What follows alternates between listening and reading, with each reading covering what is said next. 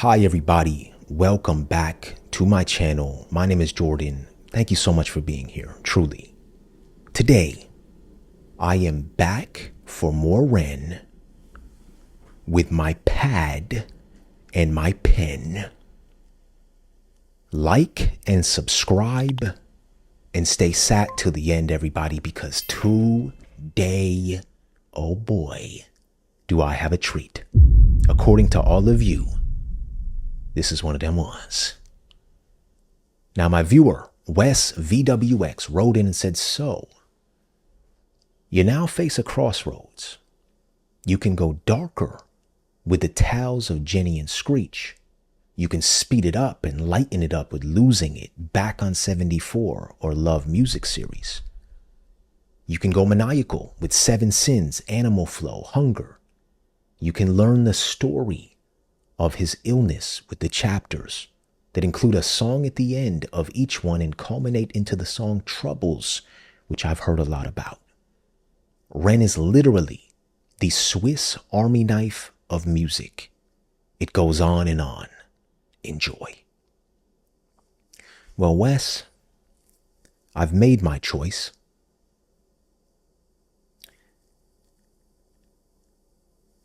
And it's time to go darker.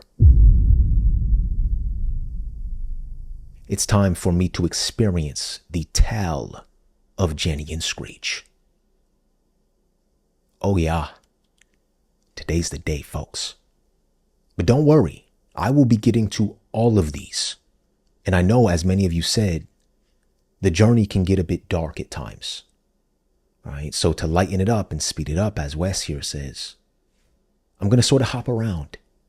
I'm going to hop around and experience all aspects of Ren. So I'm looking forward to that. I do have one minor correction I think I want to make to your comment though, Wes. You say Ren is literally the Swiss Army knife of music. I think that's very true. You know, Ren has different gadgets in his arsenal. Many different lanes. As my viewer Axeman 31 says, Ren's built different. He doesn't color within genre lines. I love that terminology. But I think it's safe to say that Ren is literally the Welsh Army sword of music, because this dude is just the gift that keeps on giving, or the blade that keeps on sharpening and growing. Thank you, Wes, and Axeman, and every other supporter out there, every other renegade out there. You all are keeping the Renaissance alive. This is incredible, truly. And last but not least, before I hop in, everybody, my reaction to Chapter 1 of Ren's Chapter series is up on my Patreon now. Oh yeah. I'm going to try to learn as much about Ren as I can. And I'm going to try to release at least one chapter per week. And it's crazy that he put a song at the end of each of them. So please come join me for that journey. All right, everybody, it is time for me to experience the tale of Jenny and Screech.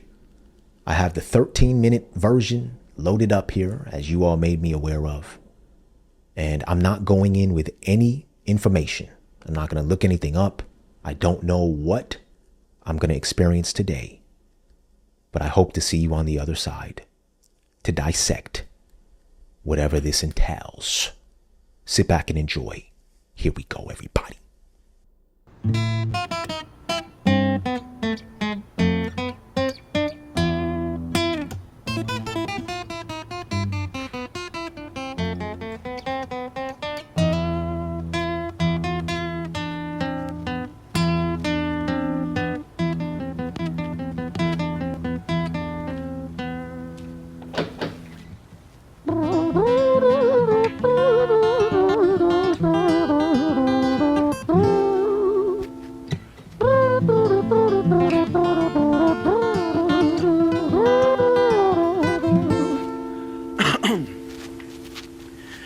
It was a quiet, dark night in an empty street somewhere in London City. Jenny walked alone, she was dragging her feet. She was heading back home to sleep. Well, she knew this town, she knew this floor, because she walked it about 1,000 times before she wanted to escape. Can you blame? Ooh. Well, on the very same night, in a different place, there walked this hooded young youth by the name of James. He was 14 years old and out of his brain, he'd been smoking ganja with the boys. James, he grew up to be a kid of the street. His mates called him Screech, he was quick on his feet. He was a liar, a thief, at 14 years old, the devil had set his sights on his soul. As Jenny walked home all alone, she felt scared. Usually she was alright, but it was like there was something in the air. A divine intervention telling her to beware, maybe intuition bugging her and making her so scared. Sirens sound in the distance at the beat of Jenny's feet. A symphony of the night that echoes crime on London streets. Oh. Jenny turns a corner, their eyes they meet. Our poor girl Jenny, a boy named Screech. Give me all your money, bitch, give it to me. If you cooperate, then you'll soon be free. I want your purse, your phone, don't fucking look at me. I mean it. Bitch, are you listening to me?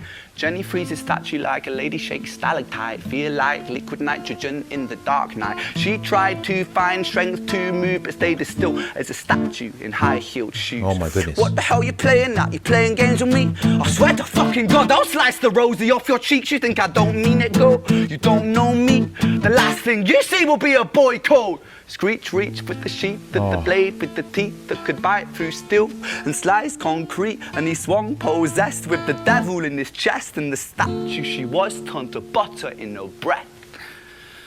What? It was a quiet dark night in an empty street somewhere in London City. Jenny lay still on the cold concrete. She's found somewhere to sleep. Well, she knew this town, she knew this floor, 'cause she'd walked it about 1,000 times before. I guess that she escaped. It's such a shame.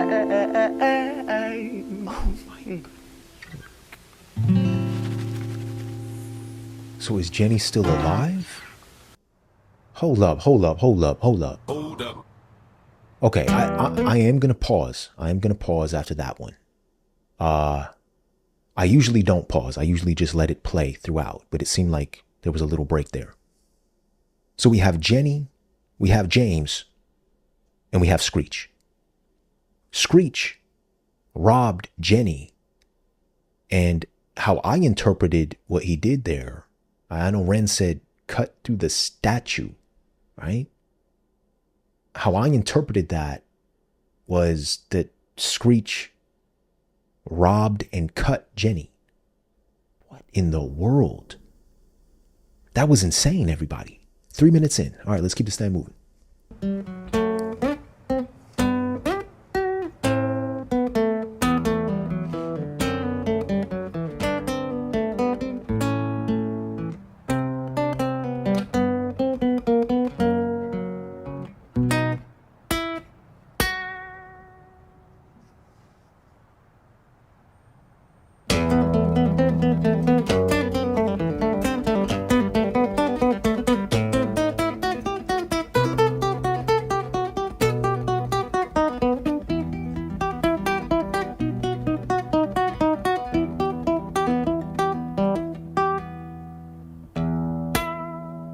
Screech's towel. Okay.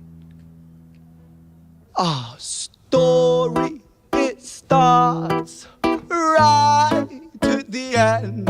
At the life of poor Jenny, clocked out like Big Ben.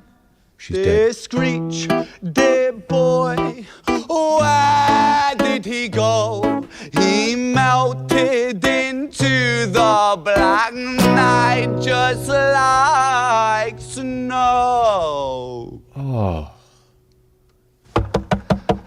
Patrick, man, let me in, please open the door. I think I fucked up, Patrick, really fucked up, man, I'm not sure. I got crazy, left this lady lying still on the floor. I think I killed her, Patrick, come on, man, I can't knock no more. But Screech kept on knocking till his knuckles became sore. But there's no sign of Patrick down at number 54. No refuge for our villain, for the bitter hands of fate, with something far more sinister in mind that does away. Oh no.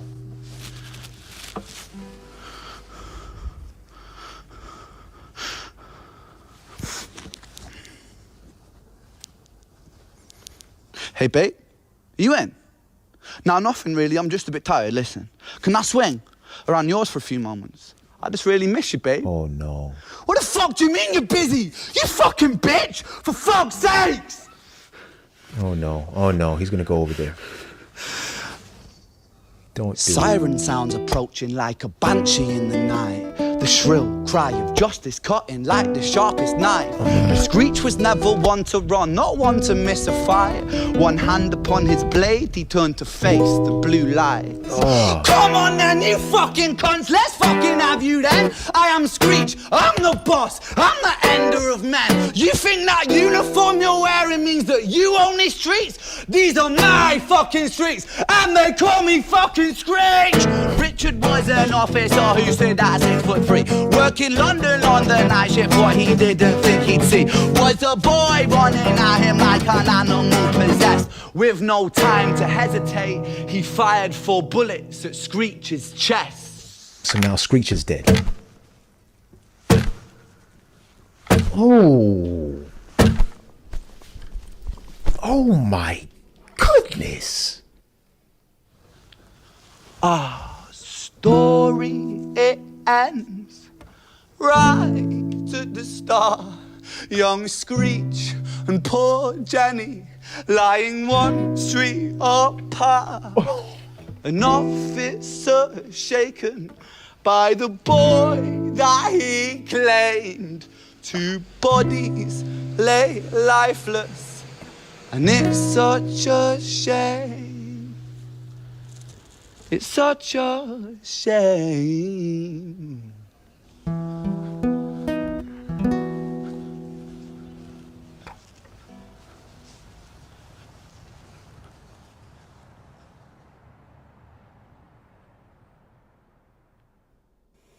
Okay. I'm going to pause right there. Again, I'm sorry if you all want me to just continuously watch it. I'm feeling compelled to pause. I have no words for the masterful level of storytelling and theatrical performance being put on here. This is otherworldly. Him using the guitar as a gun and stringing the strings to shoot the gun, and then the cameraman falling down to portray Screech being shot by the police was next level.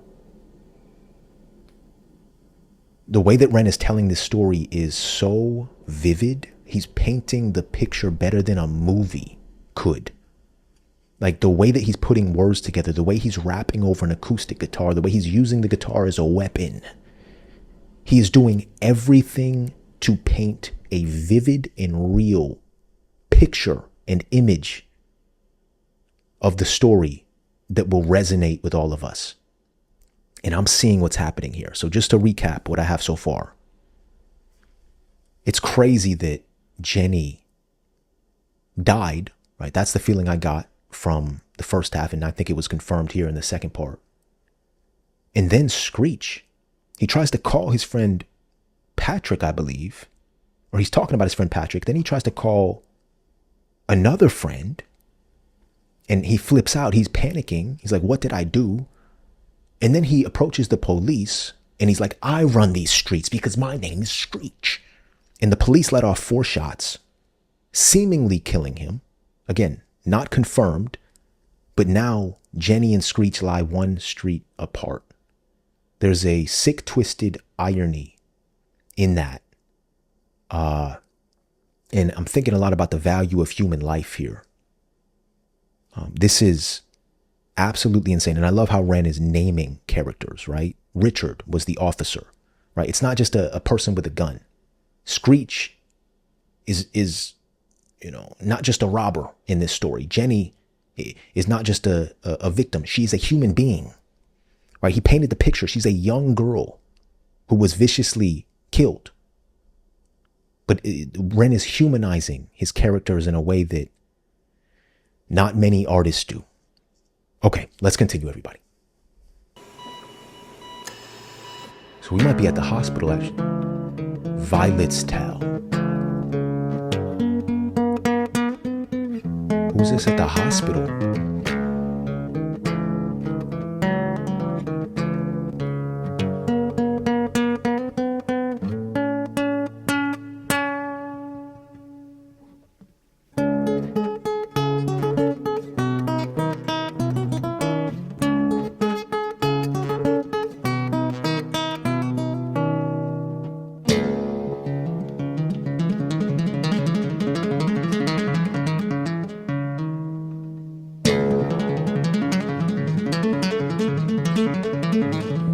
Come on, Ren. Oh my goodness.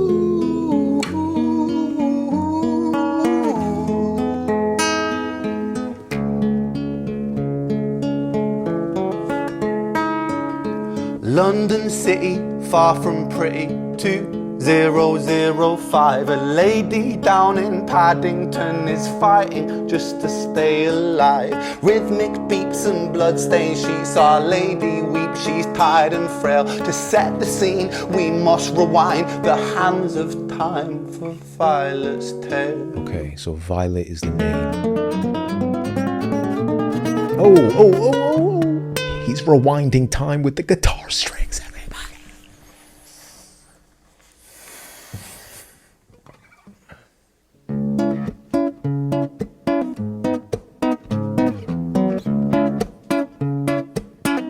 Okay.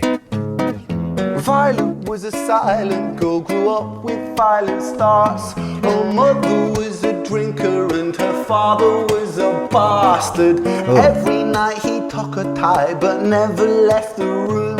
I'll spare you with the things he did, I'm sure her mother knew. Violet was a silent girl, she moved out at 16. A semi-detached council flat, paid for by a welfare scheme. Packing shelves at Tesco, stacking jars like pickled bricks. She met a boy named Stevie and he was a little prick. Violet was a silent girl and Violet she fell fast. See, Stevie was a wrong un, but he sure knew how to charm her. Every night he took her tie but never left the room.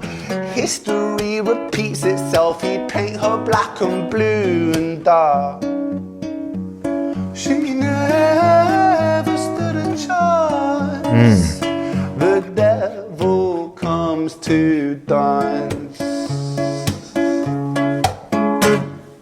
Violet, why are you always so quiet? On her bedroom door and he's irate. He's been drinking and smoking, he's up late. And he stands by her bedside, she shakes, but her eyes stay shut. You fucking slut, I know you're up. And he pinches her eyelids and folds them up. Violet, why are you lying to me, Violet? She stays silent, things turn violent.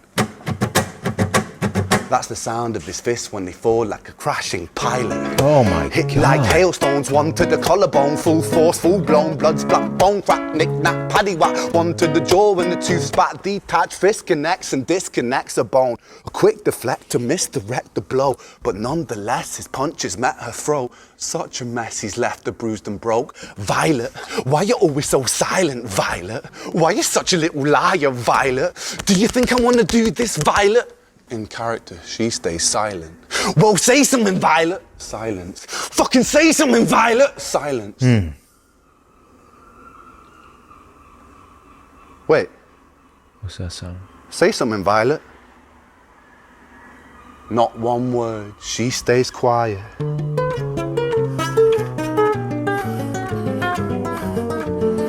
She's dead? Is she dead too? Cause you f***ed her. London City, far from pretty, 2005. A lady down in Paddington is fighting just to stay alive. The doctor, in a state of shock, saw something here so very wrong. She's still alive. Violet, she was pregnant. Oh my Or gosh. Violet, she was 9 months gone. Turning to the doctor, Violet broke her silence and she cried, if I'm to die right here tonight, please let my baby stay alive. The doctor soon regained composure, called the surgeon to come in. As Violet's world turned to black, the curtains closed, the lights went dim. In London City, far from pretty, 2005. A lady down in Paddington just lost the fight to stay alive. A tragedy or a miracle, It happened on these very streets, two twins, Oh my God. lying side by side. A girl named Jenny and a boy named Screech.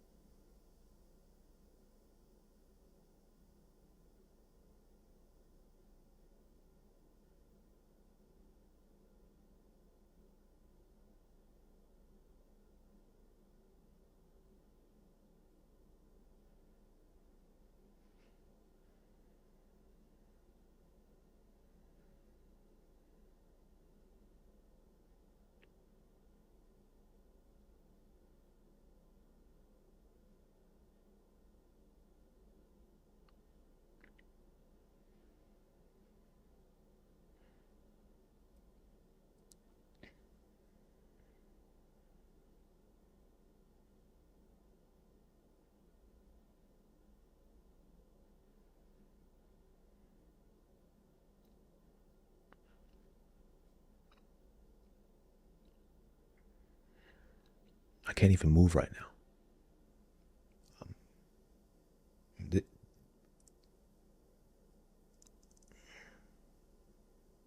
What? What was this? What in the world?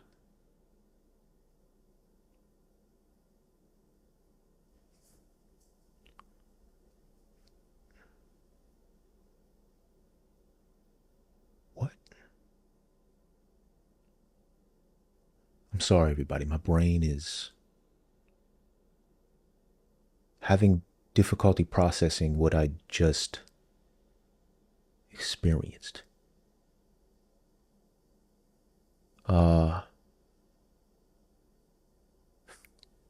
For the sake of this reaction, I'm going to try to pull myself together.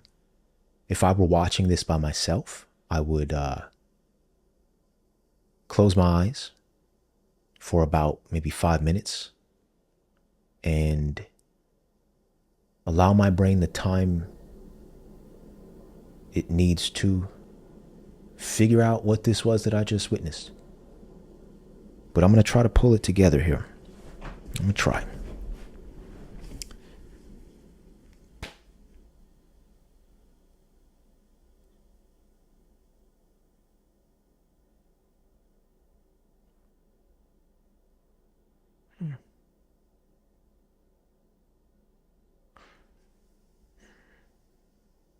Okay. All right. Okay now. Lock in, Jordan. I've never in my life experienced a piece of art quite like this. This was the tippity top notch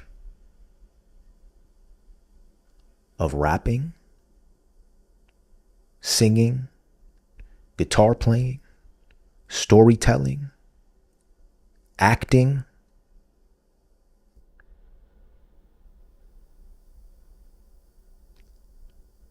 And it appeared that all of these towels, we had Jenny's towel, we had Screech's towel, and we had Violet's towel, were shot in one shot? Am I making that up? I noticed that at the end here. I'm like, wait a minute. Oh, I didn't see one cut in Violet's towel. And I don't recall seeing one cut in Jenny's or Screech's either. So did you, are you telling me that Ren shot each of these in one shot? So he couldn't mess up. The camera had to be in the correct position at all times. It's like the movie or the show Adolescence. This was the highest quality art. Some of the high, I want to say it was the highest quality piece of art I've ever seen in my life, but I don't want to sound hyperbolic. I think of storytellers who also rap and sing, like Joyner Lucas. I've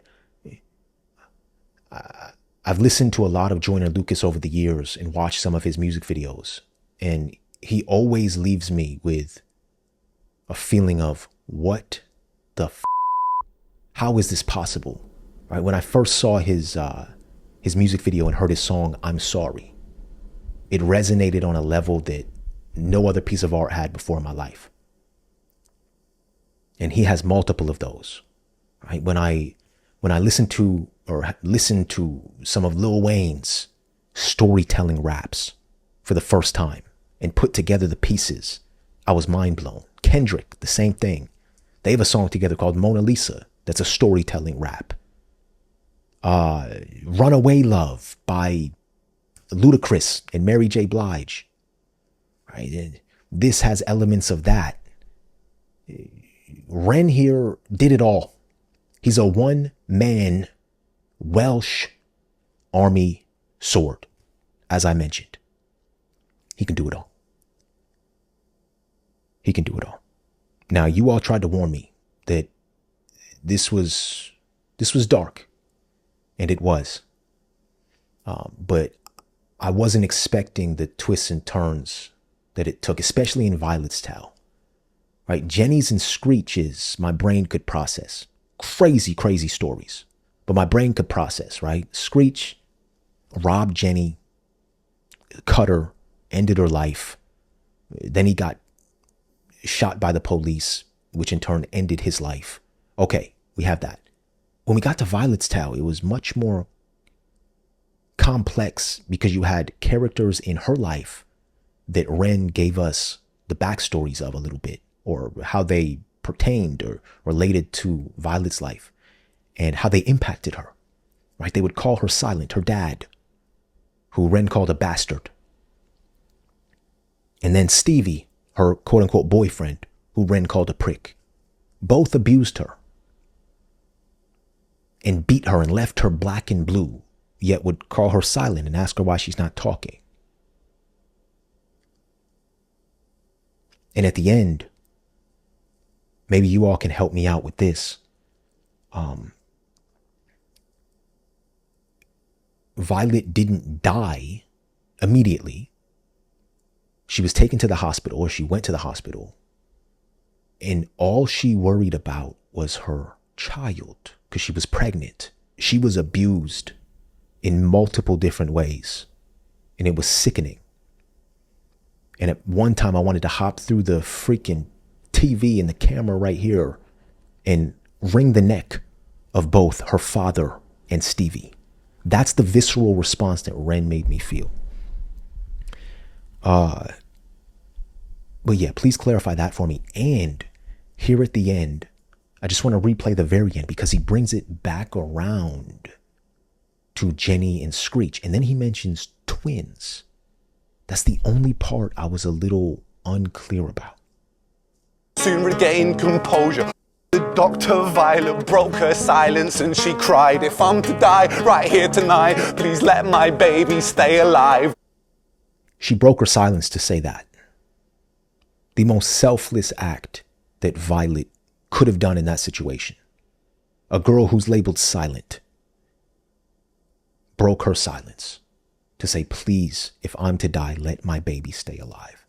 Doctor soon regained composure, called the surgeon to come in. As Violet's world turned to black, the curtains closed, the lights went dim. In London City, far from pretty, 2005, a lady down in Paddington just lost the fight to stay alive. A tragedy or a miracle. It happened on these very streets, two twins lying side by side. A girl named Jenny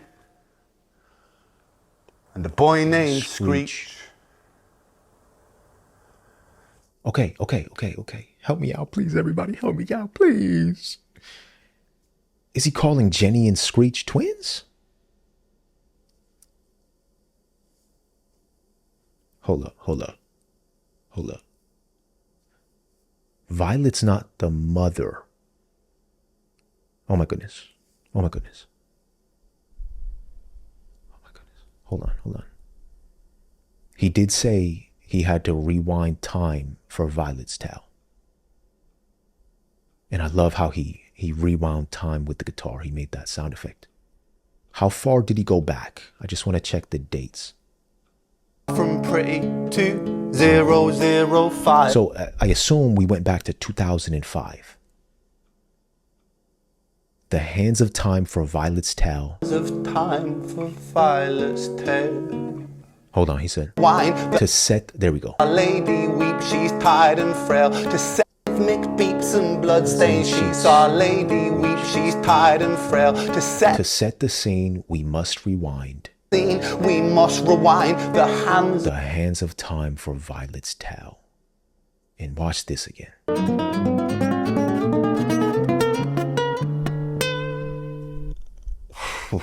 That moment and when he was making the guitar shoot like a gun were absolutely insane.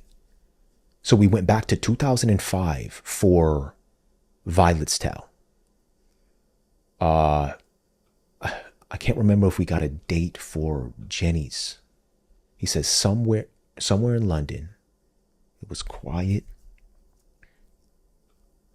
Somewhere at London City. London City. Jenny walked alone. She was dragging her feet. Yeah, I don't think he gave us a time frame, but it seemed more recent than Violet's tale. Okay. Oh my gosh, I want to sit here and watch this 10 more times. I literally want to watch this 10 more times, everybody. 10 more times. Okay. And then, oh, this was insane. Absolutely insane. I'm going to replay this part real quick, everybody. This was my favorite part of the entire thing, I think. Animal possessed with no time to hesitate. He fired 4 bullets at Screech's chest.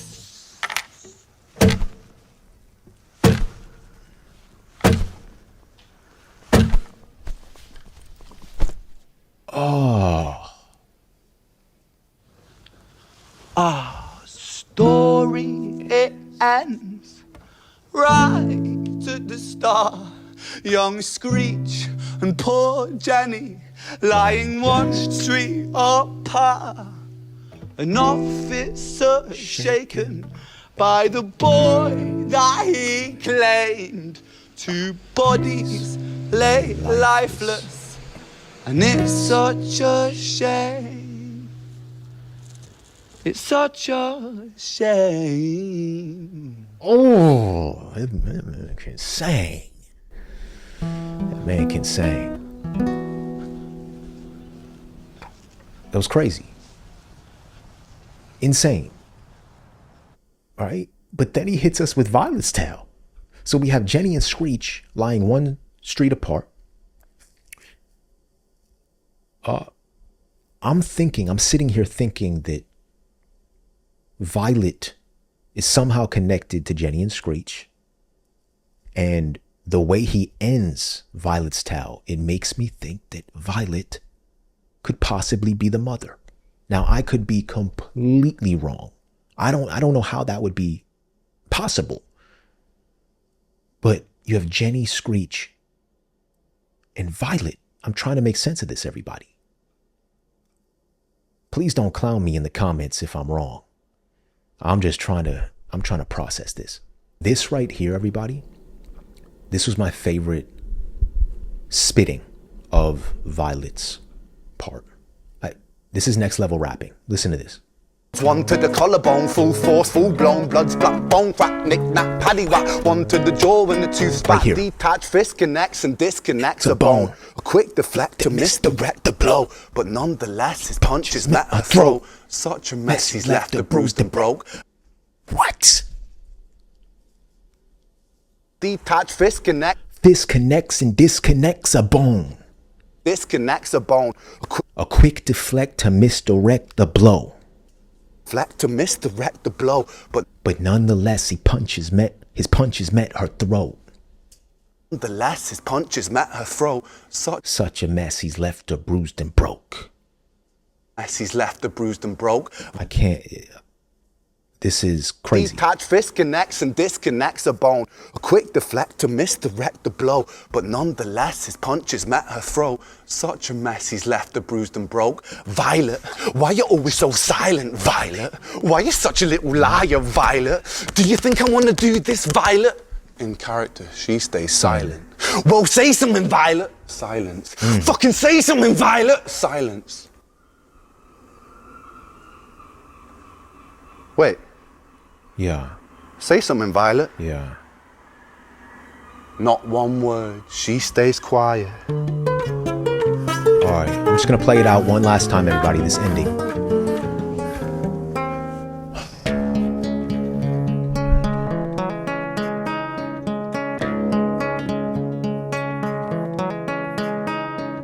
London City, far from pretty, 2005. A lady down in Paddington is fighting just to stay alive. The doctor, in a state of shock, saw something here so very wrong. See, Violet, she was pregnant.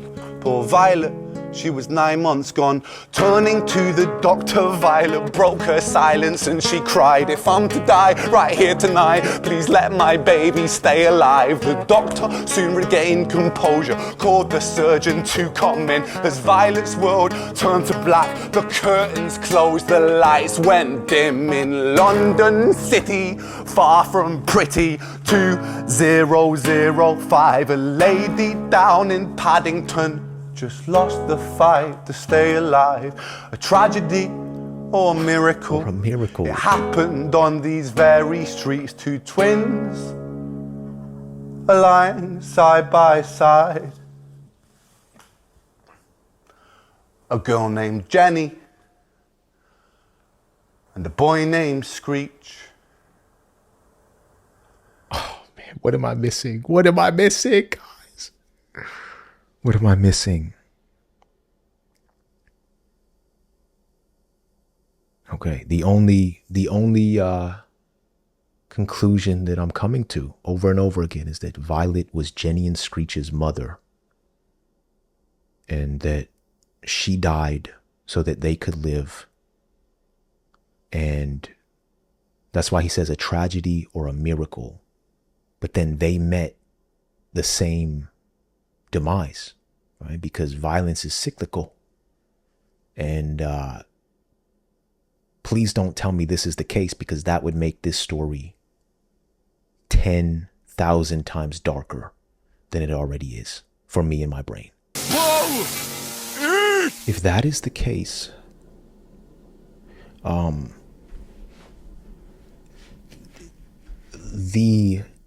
the plot twist here was saved for the literal last couple seconds.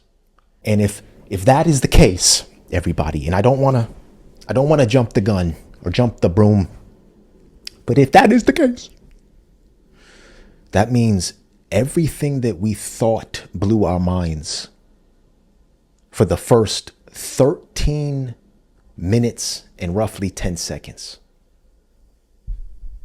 was chump change compared to the final 20 seconds.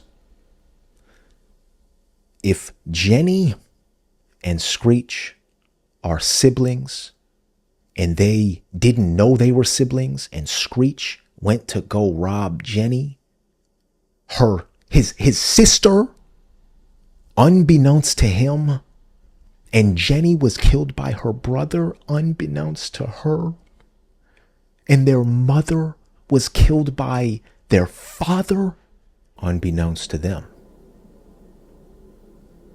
If this is all the case, and Ren saved this for the final 20 seconds, that's the best damn plot twist I've ever seen in any piece of art. If we thought everything before that was mind-blowing, this completely fucking demolishes our brains. I'm going to need to rest my brain and ice my brain and compress my brain and elevate my brain following the Rice method, because my brain is bruised and battered. But again, I could be all wrong. Please let me know your thoughts, everybody. I'm in a state of disbelief. I may have to revisit this moving forward because the storytelling and rapping and singing and guitar, everything was so damn good. It's something that it's hard to just watch one time. And I understand why you all wanted me to react to it now. This is next level. Oh my gosh. If I ever get to experience Ren perform this live, that'll be one of the best days of my life. Shout out to Ren. I think now, everybody, I can fully consider myself a renegade. I'm all in. Let's do the damn thing. Let's do the damn thing. I'm not sitting on the edge anymore. I'm a renegade, like all of you. I have one final question for you. Many of you in the comments referred to this song as being part of Bard. Please define the term Bard for me if you could. And what other songs of Ren's are considered Bard or Bardcore? Because I need more. I need more.